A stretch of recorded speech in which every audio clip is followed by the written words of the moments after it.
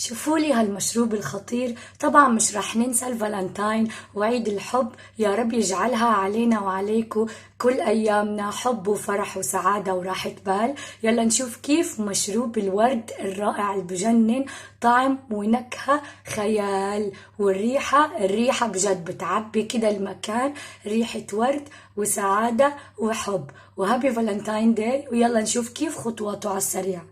وهاي مشروب الورد أساس وصفتنا اليوم. أول شيء حبيباتي هنا عنا لمشروب الورد اللذيذ شو عنا؟ كوب من الحليب كامل الدسم، رح أضيف عليه معلقتين من السكر، التحلية حسب ما انتو بتحبوا، وكوب الحليب رح نضيف عليه ربع كوب من شراب الورد اللذيذ. بسم الله.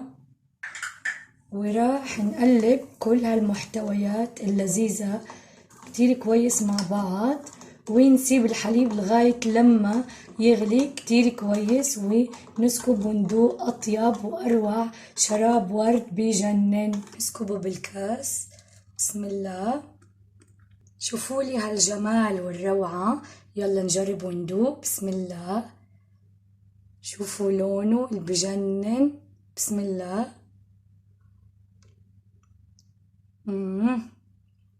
طعم وريحة خيال بجد، بيعقد وأجواء كده رومانسية. جبتلكوا أبسط وصفة للفالنتاين، وبتمنى يا رب يجعلها يوم سعيد عليكم، وهابي فالنتاين داي، وتحياتي لكم كتير. باي.